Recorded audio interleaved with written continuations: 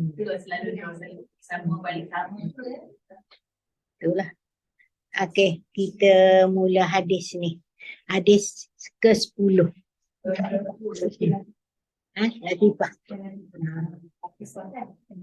Hari ni hari Selasa ni.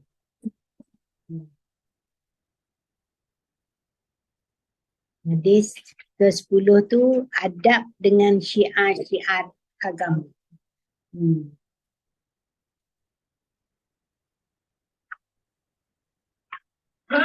Syiar agama tu dia bawa sini innas safa wal marwata min sya'airillah.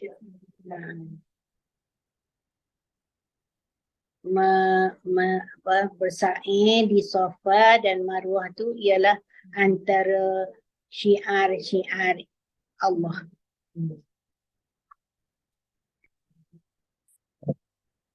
Rasanya saya dah terangkan dah hari ni. Sya'airillah tu.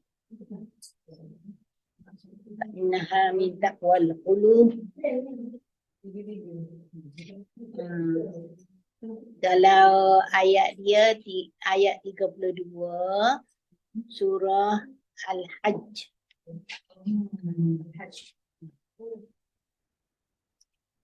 Tapi inna safa tu bukan ayat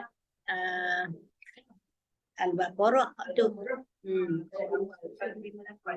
Satu apa ni? Ayat 158 muka surat dia 24. Inna safa wal marwata min sya'airillah faman hajjal baita aw i'tamara fala junaha alayhi an yatawwafa bihima faman tatawwa'a khairan fa inna Allaha syakirun alim. Ni kalau kita berlari antara Safa Marwah, kita baca ayat ni lah. Inna safa wal marwata min sya'airillah faman hajjal baita aw i'tamara fala junaha alayhi an yatawwafa bihima faman tatawwa'a khairan fa inna Allaha syakirun alim. Sesungguhnya Safa dan Marwah adalah syiar-syiar, iaitu tanda-tanda agama Allah. Barang siapa yang mengerjakan haji atau umrah, maka tiadalah maaf. Tiadalah mengapa berulang alik ia di antara keduanya mengerjakan sa'i. Barang siapa bersukarela pada kebaikan membuat yang sunat, maka sesungguhnya Allah membalasnya serta mengetahui. Syakirun alim. Sungguhnya Allah tu maha bersyukur, maha mengetahui. Jadi kalau kita dulu ada sahabat dia tak suka nak tawaf sa'i di antara Marwah, Safa dan Marwah tu sebab ada patung. Ada patung perempuan, ada patung lelaki. Perempuannya nama apa nama?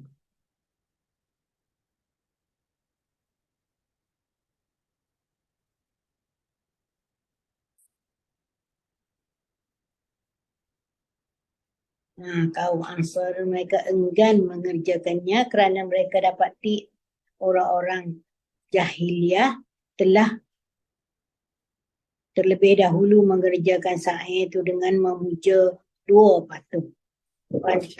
Patung jantan namanya Asafa.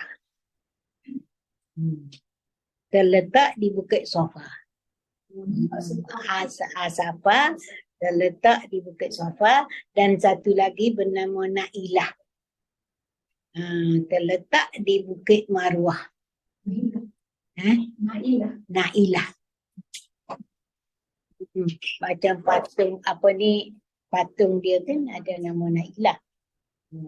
Allah Tawal Uzza tu.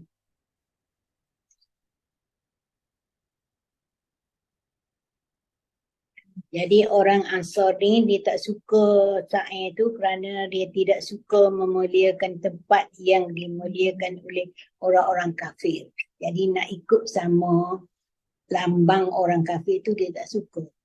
Orang Ansar ni. Jadi ulama bertelingkah pendapat tentang sa'i. Ada mengatakan ia rukun haji dan umrah. Kalau kita kira rukun haji apa? Niat. Niat. Bukan niat di mikot. Niat. Tu rukun haji. Lepas tu apa lagi? Tawaf, sa'i, bercukur. Empat tu je lah rukunnya. Jadi tak boleh tinggal lah kalau bagi Imam Syafi'i. Kalau mazhab lain, boleh tinggal. Dia panggil tatawuk. Dikerjakan secara sunat. Kadang wajib hajinya niat di mikot. Lagi apa? Meninggalkan perkara-perkara dilarang. Itu.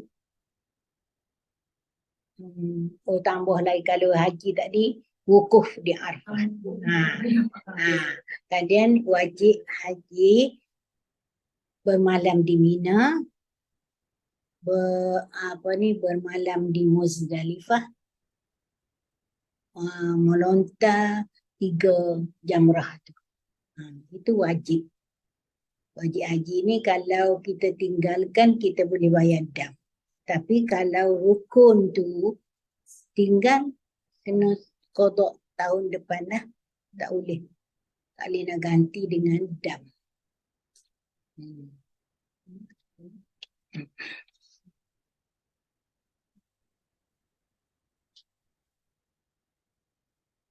Jadi maka hukumnya wajib kalau ditinggalkan tidak sah. Yang lain kata sa'i ni, haji dan umrah ni bukan rukun. Tapi dia tatawuk, kerjakan dengan secara sukarela. Siapa yang tinggalkan sa'i itu, sah hajinya dan umrahnya sah. Tapi kena bayar dam. Dam tu tak kira lah berapa, tengok keadaan. Mungkin sembelih kambing, lembu atau unta. Tapi golongan ketiga kata sa'i ni ditinggalkan, tiada kena apa-apa. Tu golongan ketiga kata tak ada apa-apa. Jadi sa'i dan di Safa dan Marwah tu tidaklah menjejaskan haji atau umrah. Dan satu lagi, Abu Hurairah meriwayatkan bahawa Rasulullah sallallahu alaihi wasallam melihat seorang lelaki menuntun unta dia, tarik unta tu. Lepas tu baginda kata, tungganglah unta tu. Apa tadi tak ada faedah kan? Kau jalan kaki, kau tuntun dia unta, tak ada faedah. Jadi tungganglah. Nabi kata, laki itu menjawab, wahai Rasulullah, sungguhnya dia adalah unta hadiyu. Hadiyu ni buka surat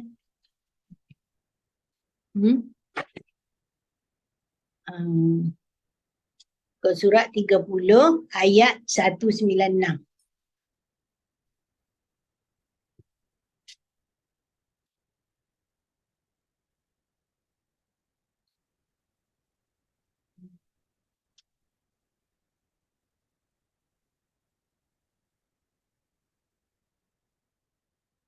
Ayat dia panjang. 196 tu, A'udzubillahi minasyaitonirrajim. Wa atimmul hajja wal umrata lillah fa in uhsirtum famastaysara minal hadi. Tu hadi. Wala tahliqu ru'usakum hatta yablughal hadi mahillah faman kana minkum maridan aw bihi adha min ra'sihi fa fidyatun min siyamin aw sadaqatin aw nusuk fa idza amintum faman tamatta'a bil umrati ila al hajj famastaysara min al hadi faman lam yajid fasiyamu thalathati ayyamin fil hajj wa sab'atin idza raja'tum tilka 'asharatun kamilah ذلك لمن لم يكن أهله حاضر المسجد الحرام واتقوا الله واعلموا أن الله شديد العقاب. Dia kata, sempurnakanlah haji dan umrah kerana Allah jika kamu terkepung. Katakanlah kita nak masuk Mekah, kita tak boleh. Apa kita nak buat? Kalau begitu, dia kena sembelih dam tu dulu. Lepas tu barulah bercukur tahallul. Sebab haji tu kalau dah niat, tak boleh gitu-gitu saja. Dia kena tahallul dulu, barulah halal semua. Kalau tidak, sampai bila-bila lah duduk dalam ihram haji. Itu banyak baru ni saya dengar dalam WhatsApp tu apa. Apa ni? Tak ingat. Apa dia kata? Kalau kita tak tahallul tu, dia akan berlarutan sampai bila-bila. Jadi balik di rumah ni pun kena tahallul tu. Tahallul. Jadi ni dia kata kalau kita dihalang terkepung atau dihalang oleh musuh, maka berikanlah hadiah binatang tu. Dam itulah. Kita kena sembelih dam yang disembelih, maka yang mudah, mana yang mudah. Janganlah kamu mencukur kepala. Jangan cukur lagi. Kalau cukur dulu tak boleh. Kena sembelih dulu, barulah bercukur. Baru jadi tahallul. Sehingga telah sampai hadiah itu ke tempatnya. Barang siapa di antara kamu ada yang satu atau yang sakit atau sakit kepala, rupanya ada sakit kepala dalam Quran ni. Azam mir ra'sihi tu. Azam mir ra'sihi, sakit kepala. Sama ada kamu sakit atau sakit kepala, dia kata hendaklah ia memberi fidyah dengan berpuasa atau bersedekah atau menyembelih kambing apabila telah aman sentosa. Maka barang siapa yang hendak bersenang-senang dengan umrah sampai ke masa haji, berikanlah hadiah mana-mana yang mudah. Yang mudah dapatlah. Dia ada sini 3. Pertama, puasa 3 hari. Yang kedua, sedekah dengan memberi makan 3 gantang ataupun 5 kilo.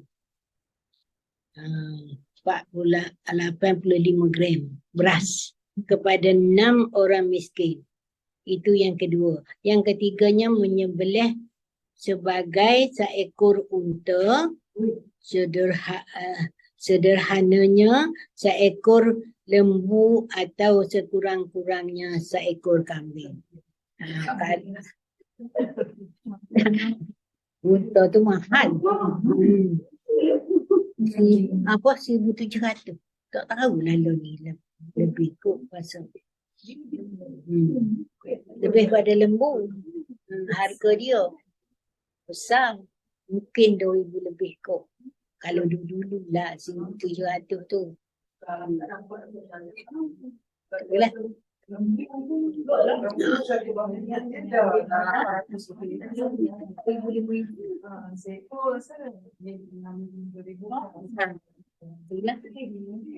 Itu unta tu paling unta tu paling afdal.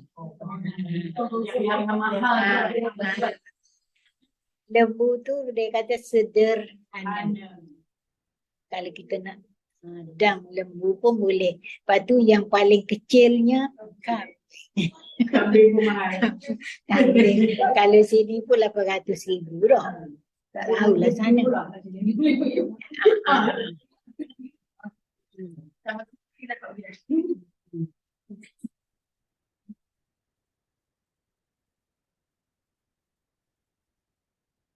Jadi dia kata faiza amintum faman tamatta'a bil umrati ilal hajj.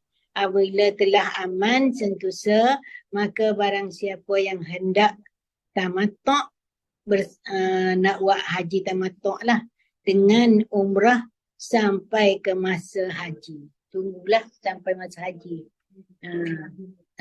Kita buat umrah untuk masuk sama ada daripada Malaysia terus ataupun daripada Madinah, kan? Kita kena wajib wajib dia wajib apa nama ni, niat umrah. Jadi kalau kita masuk di bulan haji dan niat tamattu' atau qiran atau nawak ifrad, dia 3 tu. Tapi ifrad tu duduk dalam ihram sampai haji. Jarang orang buat. Orang buatnya kalau seminggu, seminggu boleh lah. Kalau sebulan tu dah larat. Rambut ni pun rasa kadang kata sangat kan. Tekan je. Tak boleh garu sebab takut keluar rambut tu. Tekan je. Jadi kalau sebulan lah tak sikat rambut tu. Sana debu tu agaknya debu terbalik. Jadi dia momol tu dah.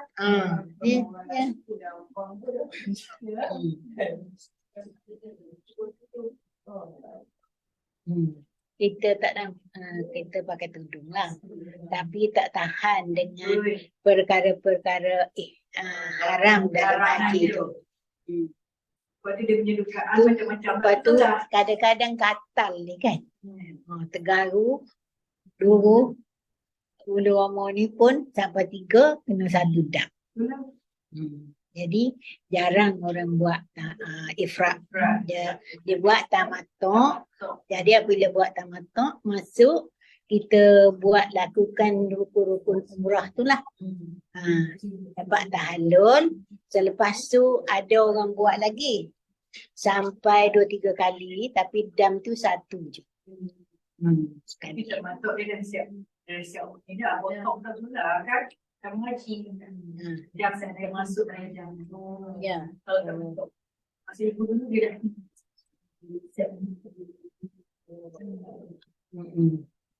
Dia bulan haji tu Syawal, Zulhijjah, Zulqa'dah, Zulhijjah.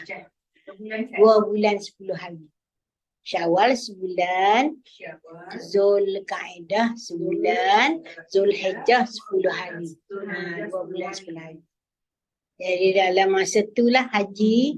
Jadi kalau kita langgar, tu ya kita kena bayar dam tu. Kalau kita lakukan umrah di bulan haji, seolah-olahnya kita langgar peraturan haji.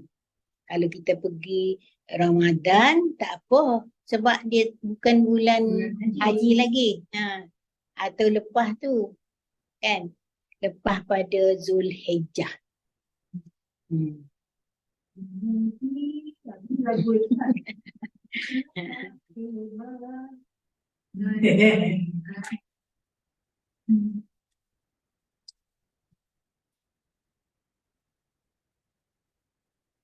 Daripada sebelum Zulhijjah tu Itulah.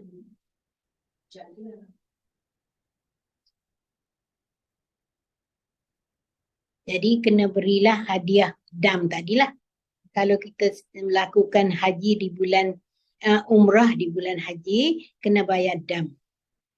Mungkin yang paling rendah, sederhana dan tinggi tadi. Tapi kadang-kadang kita boleh puasa di sana 3 hari, balik di rumah 7 hari, 10 hari jumlah dia. Kemudahan. Dalam ayat terakhir tu dia kata apa?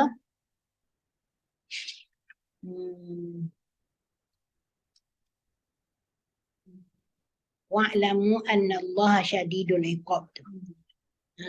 Menyeru supaya takut kepadanya, pada Allah, dengan mengikut perintahnya. Jadi kalau ikut dam, kena bayarlah. Tapi kalau rasanya kalau kita tak bayar, kita tak bertakwa pada Allah lah. Kan? Kalau orang yang benar-benar bertakwa, dia bayarlah. Walaupun tak ada siapa tahu pun. Kita je yang tahu kita bayar ke tak bayar, kan? Macam puasa lah. Kita makan ke, minum ke, orang tak tahu. Kita meninggalkan tegahannya dalam masa haji itulah.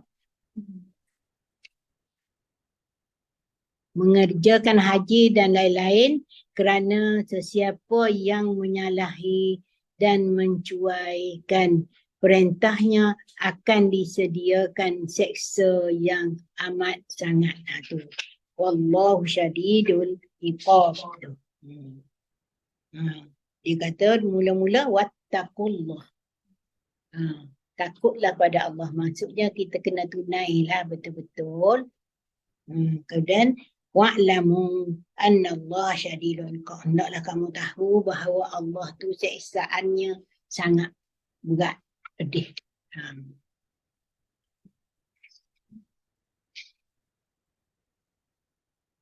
Lepas tu ayat ni tu, baginda berkata lagi, tungganglah ya unta tadi. Tungganglah wahai siapa tadi? Abu Hurairah. Celakalah kamu. Untuk kali yang kedua, ketiga, Rasulullah kata gitu. Apa kita rasa? Macam mana tu? Yang Rasulullah kata gitu. Sebenarnya dia main-main. Macam kita lah. Kawan-kawan kan. Natemu ni. Macam tu lah. Celaka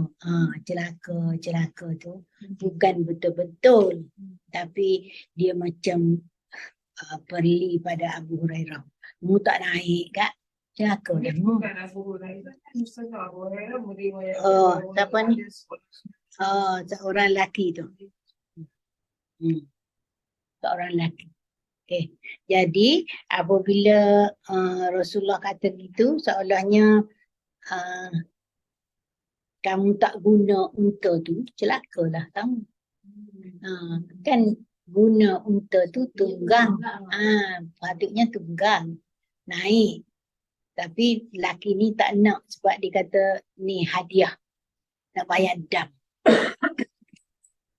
Unta ni boleh naik.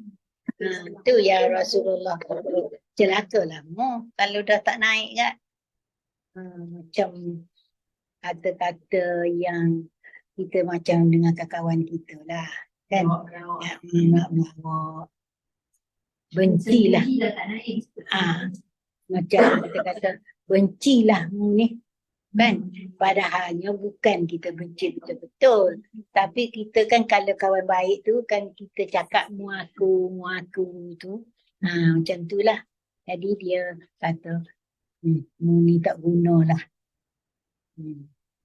Tak gunakan unta tu. Kenapa tak nak guna, tak nak naik? Sebenarnya dia boleh ditunggang. Kemudian Umar kata, aku kalau tak lihat Nabi cium Hajar Aswad tu, aku tak akan cium. Umar kata. Sebab kamu adalah seketul batu yang tidak memberi mudarat ataupun manfaat. Tapi oleh kerana dia tengok Rasulullah menciumnya, maka aku ikut mencium. Umar kata.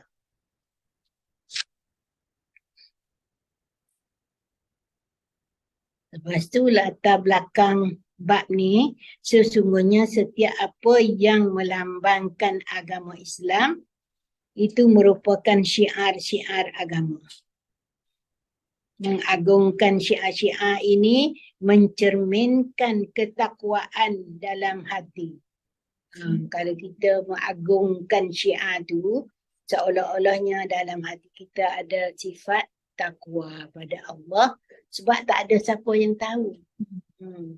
Kita buat tu kerana Allah. Kerana mengagungkan Allah Subhanahu Wa Taala. Kemudian dalam Quran dia kata zalika wa man yu'azzim sya'airallah fa innaha min taqwal qulub. Ayat Haji 32. Al-Hajj.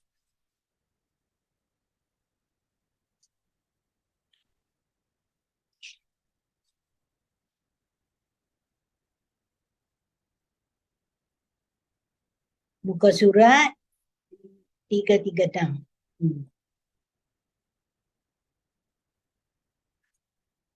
Demikianlah wa man yu'azzim tu.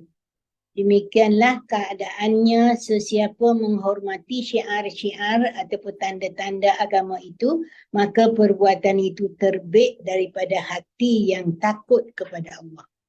Min taqwal qulub.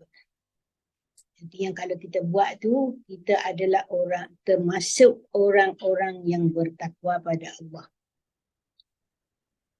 Perkara yang disebut dahulu beberapa suruhan supaya menjauhkan berhala yang kotor dan menjauhi perkataan palsu. Hendaklah dipatuhi, dilaksanakan dan jangan dicuaikan. Siapa menghormati syiar, yakni tanda-tanda kebesaran Allah tu, maka perbuatan itu terbit daripada hati yang takut kepada Allah. Maksud syiar itu ialah misal contoh dia bawa sini unta, lembu, kambing yang dihadiahkan untuk korban di tanah suci, di tanah haram. Itu lambang syiar Allah. Binatang-binatang tu. Sebab kadang-kadang kita kata mahal lah kan, mahalnya nak buat korban tu, bayang duit. Jadi kalau orang benar-benar buat tu adalah orang yang mengagungkan syiar Allah, dan dapat banyak pahala lah. Hendaklah dipilih daripada jenis binatang tu, kita kena pilih binatang yang besar-besar, harganya mahal. Tadilah kan unta, ambil unta. Tapi kadang mungkin duit kita tak banyak sangat kan, kita bawa tu, ambil lembu lah, kan sederhana. Kambing.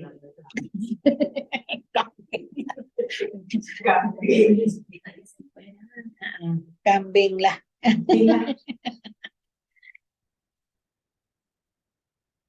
Jenis besar gemuk-gemuk berisi banyak isi. Itulah kalau orang India kan, dia wajib korban tu. Mazhab dia tu wajib. Mazhab dia wajib korban. Lepas tu dia pilih pula binatang tu yang paling besar, yang banyak daging. Kita pilih yang kecil. Kita pilih yang kecil kali. Kita tanya pula ni cukup hawa ke tak ni? Yang kecilnya.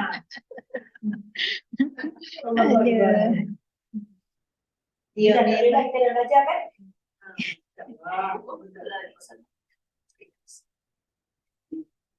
Isinya banyak. Baru boleh sedekah. Sedekah pada orang yang miskin tu banyak. Kita nak simpan kat kita banyak. Ambil lebih lah. Sudah nak tahu. Basuk-basuk. Tapi kalau hak orang 3 hari je. Kalau hak kita sendirilah, hak orang beri kat kita tak apa. Bolehlah kita nak simpan, nak apa pun.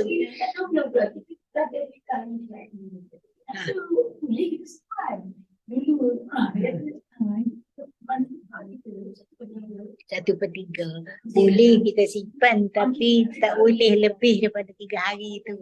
Kena habiskan. Kena habiskan. Yalah, apa guna kita korban tu? Apa tujuan kita kurban tu? Nak makan kat kita ke? Bukan. Kan? Tujuan kita untuk beri pada orang yang kurang mampu, kurang berada. Jadi kalau kita simpan lepas sahur, ya. Orang lagi semua. Ada korban, tak ada panggilan di depan itu.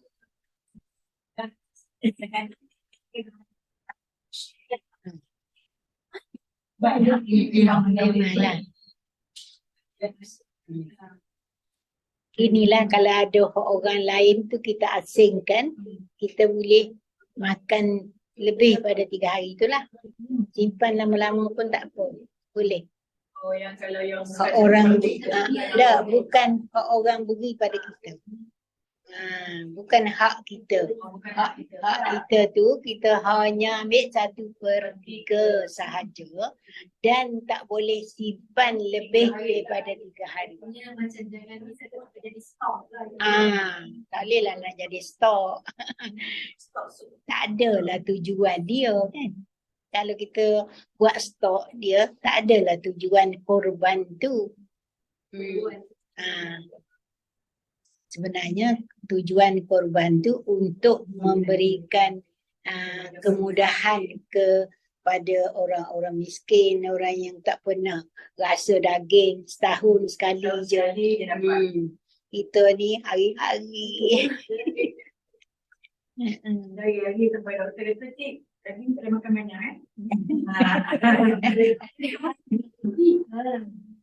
Jadi, inilah saya makan banyak. Ya, dia makan. Jadi kalau kita buat seperti yang disarankan tadi, kita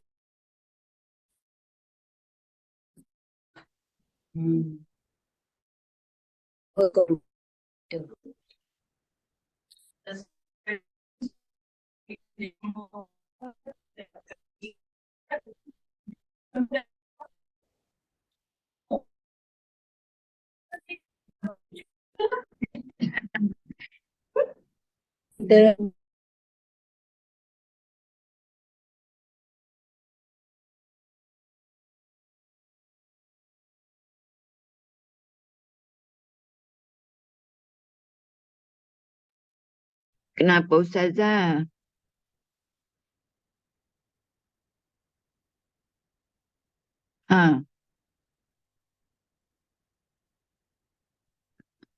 Ustazah buat apa cegah? Sudah.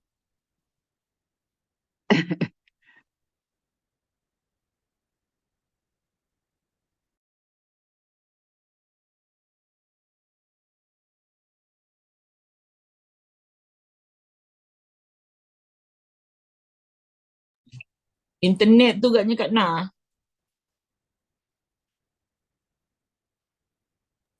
Iyalah tu kot. Terus terputus kan? Dah tak. Dah terkeluar. Ataupun bateri habis.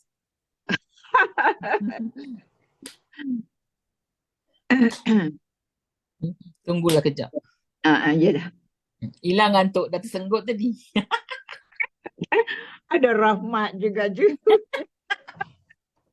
Aduh.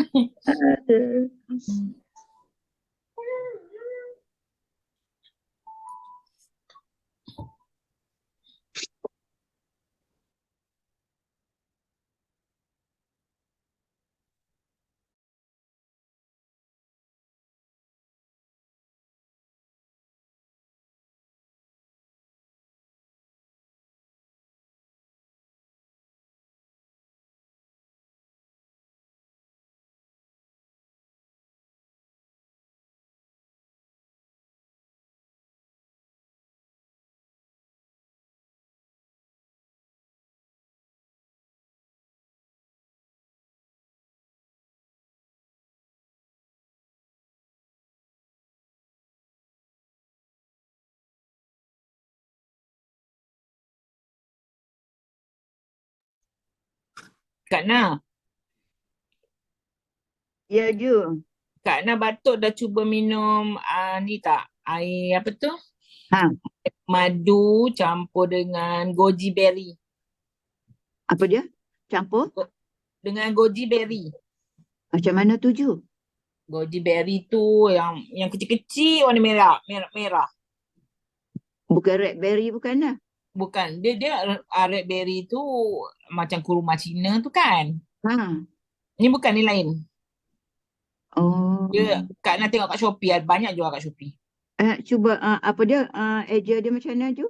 Goji. Goji berry. Oh, GOJI, goji Ha, berry. berry. Ha.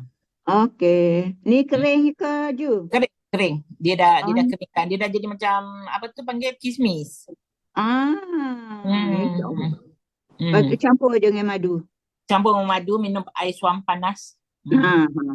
Letak, kalau nak letak cengkeh sedap sikit ada perasa, ataupun nak lagi sedap letak samboi. Tapi batuk cepat longkar. Ya. Okey, yang mana? Kelas sejak. Ni, dia cepat longkar kan Nah. Dia cepat bila kita minum kan. Dia cepat macam bergetarkan kita punya Baik. tekak tu. Kita batuk puas, dia longkar lah. Cubalah. Ikhtiar. Iyalah ikhtiar.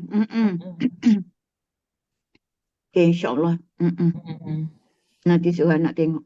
Yalah. Dekat Shopee banyak jual. Okey. Tak tahan batuk ni. Dia batuk dia. Kalau dia batuk dia tarik habislah urat daripada atas sampai ke bawah.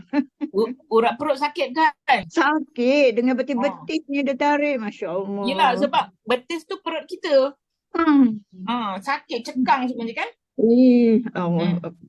Lemah lepas tu. Betul? Ju kalau batuk lebih sikit ligat tu, Ju punya tempat operation yang apa tu? Batuan pedu tu memang sakit. Iyalah. Sebab dia urat. Lepas tu urat lama lagi lah. Itulah. Memang terputus habis ni kot Ustazan. Habis, Masya Allah, urat dia lama putus. Dah 7 kali dah, Ju. Mana tak banyak putus. Yalah.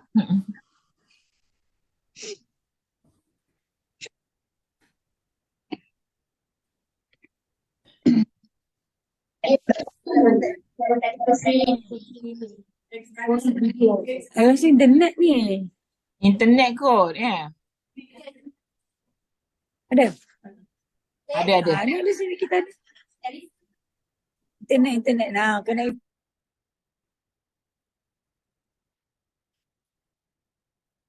Suara tak ada Ustazah. Suara tertutup. Suara Ustazah tertutup. Ya, boleh Ustazah. Okey. Dah.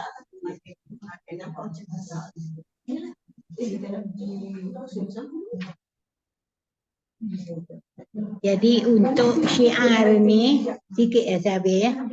Syiar ni ada 2 kumpulan manusia yang betul-betul buat sehingga melampau-lampau.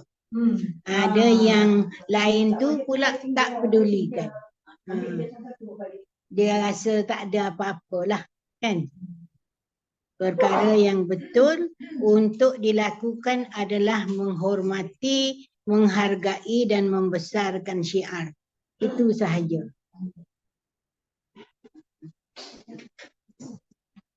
Ikut apa yang Rasulullah lakukan, macam Safa wal Marwah tu, itu adalah syiar Islam. Ikut jejak langkah Siti Hajar yang mengingati peristiwa dia mencari air tu. Mula daripada Safa, Marwah, Safa, Marwah, lepas tu sini lagi balik, habis di Marwah 7 kali. 7 kali. Dia bukan berkeliling, satu lain je. Satu lain. Sebab dia mencari air tu, mungkin dia dengar deruan air tu, Siti Hajar ni. Dia dengar, dia naik kat Safa, dia rasa macam air, bunyi deruan air. Di kat Marwah pun dia rasa begitu. Jadi dia jadi dia tinggalkan Nabi Nabi Ismail. Jadi Nabi Ismail tu tunja-tunja kaki dia tu keluar air. Lepas tu dia pergi, dia rasa macam bunyi air tu, dia pergi, dia pun buat zam. Batas. Zam tu batas. Dia batas air tu. Sampai tak habis-habis lah kan.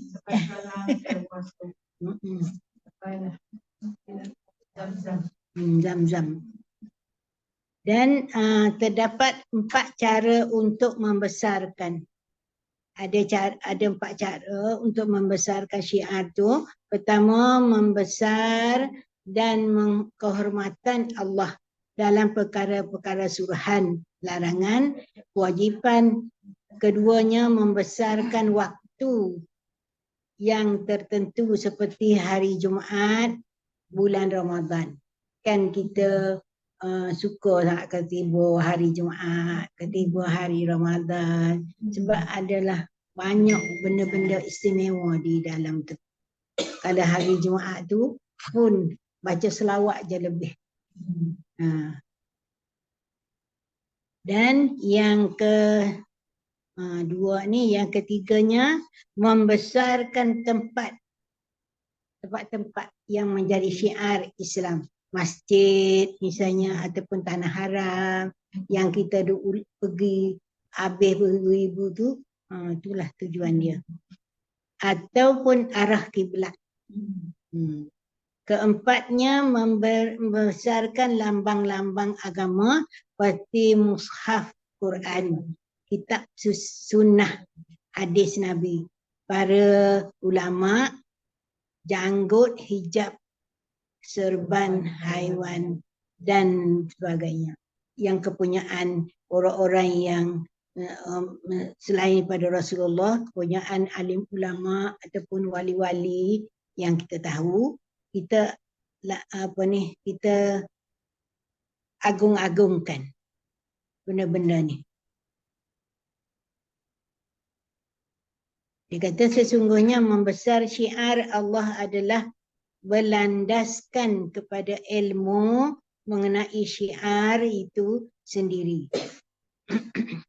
Jadi sesungguhnya membesar syiar Allah itu adalah melambangkan kepada kita ilmu mengenai syiar itu sendiri. Katakanlah kalau Quran kita agung-agungkan cium, tok kat badan, supaya sentuh dengan kita kan. Itu adalah kita mengagungkan dia. Kita hendaklah mempelajari apa yang dimaksudkan dengan syiar Allah supaya kita boleh mengagungkannya, kerana keagungan terhadap syiar Allah itu adalah bersamaan dengan mengagungkan Allah sendiri.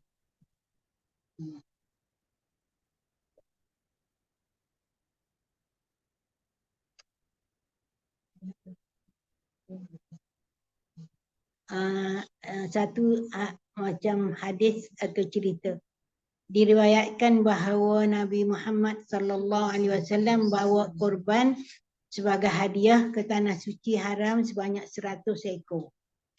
Nabi masa dululah, masa dia pergi buat haji atau umrah tu, dan di antaranya terdapat seekor unta yang dahulunya kepunyaan Abu Jahal, iaitu telinga dia ni bertindik dengan anting-anting.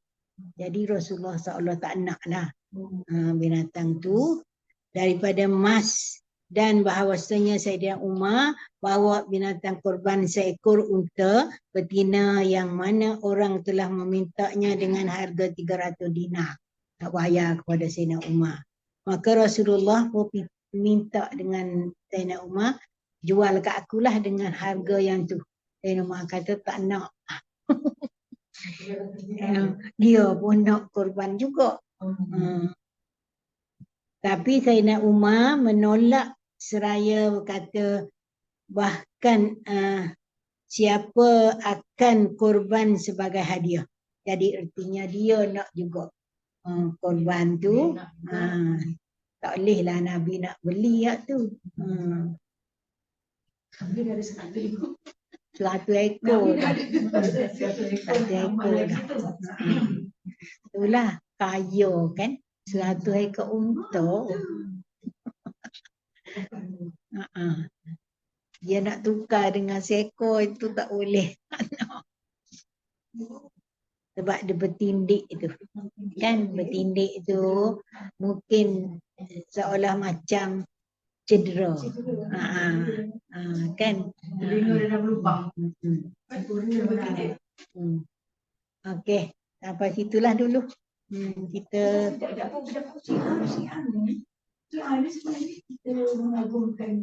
tanda-tanda.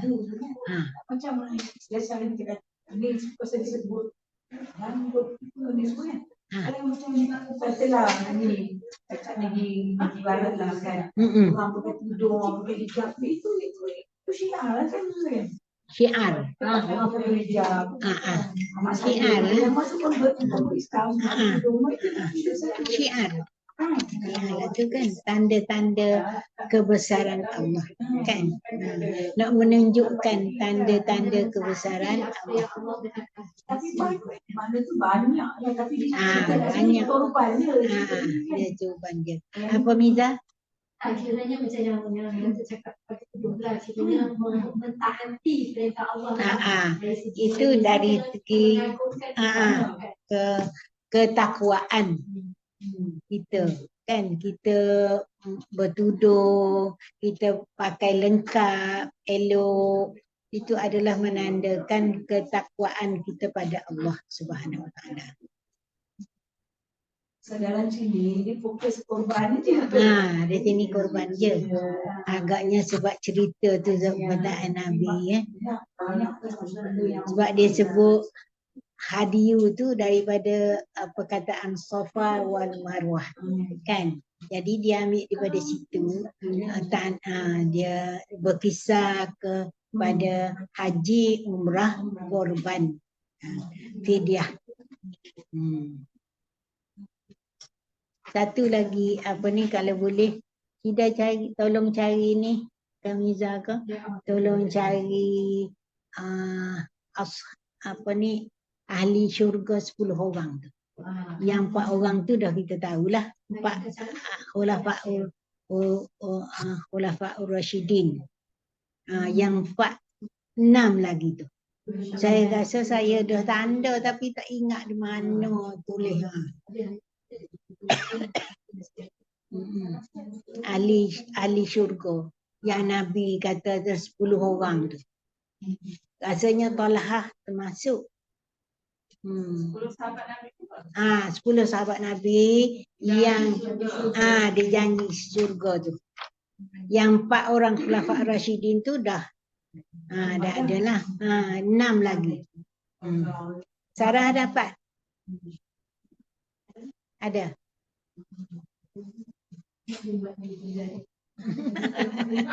Abu Bakar, Umar, Ali, Talha, Zubair, Muhammad,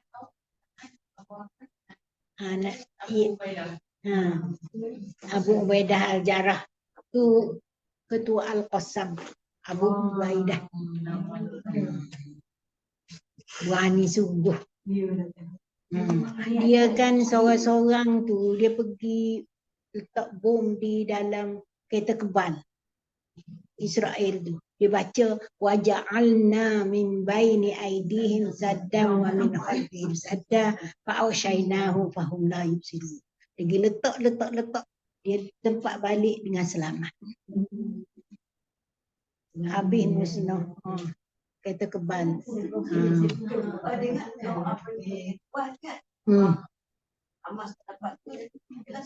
Sebab dia berani mati kan, dia nak mati syahid. Orang yang sebelah sana Israel tu takut mati. Dia kan nak nikmat hidup di dunia ni.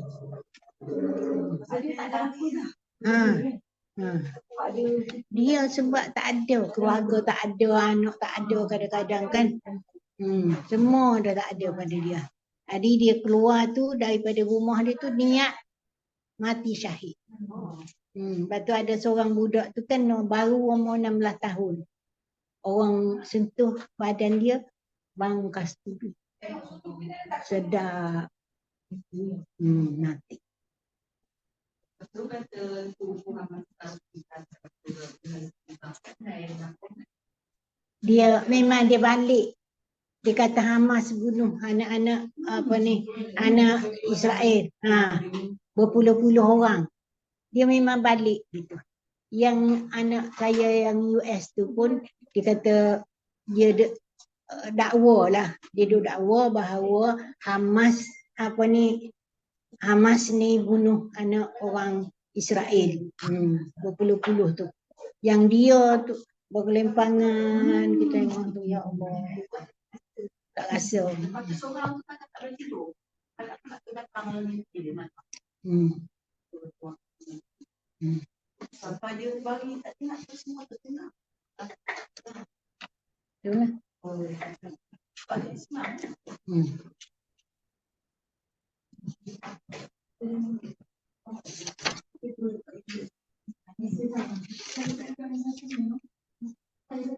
Siapa tadi Sarah?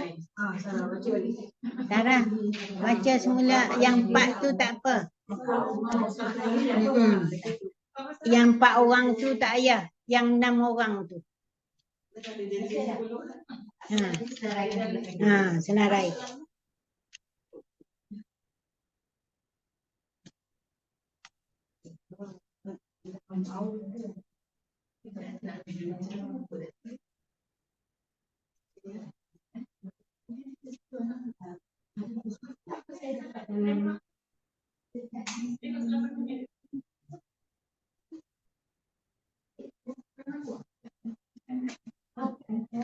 Sarah nak masuk dalam grup. Dah masuk dah. Okey. Okey, terima kasih. Assalamualaikum warahmatullahi wabarakatuh. Doa dulu. Terima kasih Ustazah. Sama. Doa belum? Belum. Doa.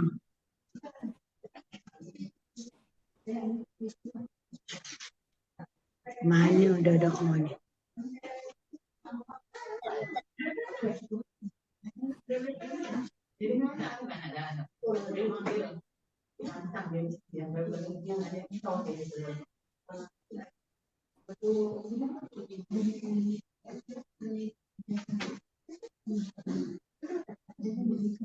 Bismillahirrahmanirrahim. Alhamdulillahirabbil alamin. Wassalatu wassalamu ala asyrafil anbiya wal mursalin wa ala alihi wa sahbihi ajma'in.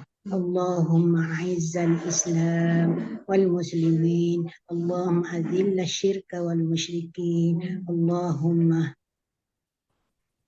Allahumma mansur ikhwanana al muslimin wal mujahidin wal mustad'afin fi kulli makan wa fi kulli zaman. Allahumma dammir a'da'aka da'ad-din. Allahumma ahlikil kafrata wal syirka wal munafiqin. Allahumma inna naj'alu fi nuhuri a'da'ina wa na'udzu bika min syururihim. Allahumma badik syamlahum wa farriq jamahum wa shattit kalimatahum wa zalzil aqdamahum wa zalzil aqdamahum wa zalzil aqdamahum wa sallit alaihim kalban min kilabika ya qahar ya jabbar ya muntaqim ya Allah ya Allah.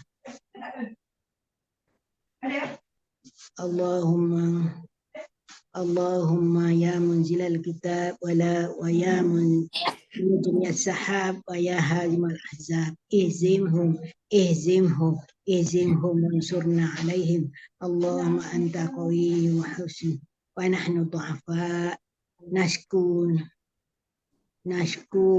dha'fa quwwatina. Allahumma anta rabbuna wa nahnu ibadana laka.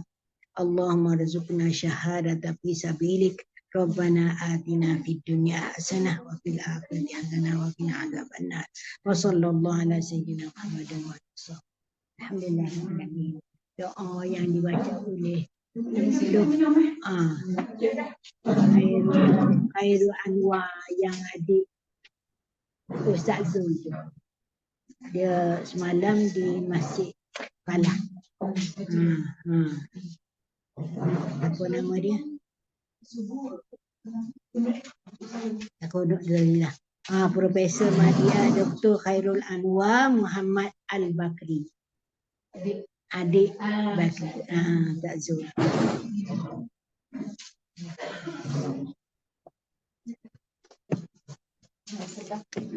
Okey Ustazah, terima kasih. Assalamualaikum. Assalamualaikum. Salam warahmatullahi wabarakatuh. Terima kasih Ustazah. Sama.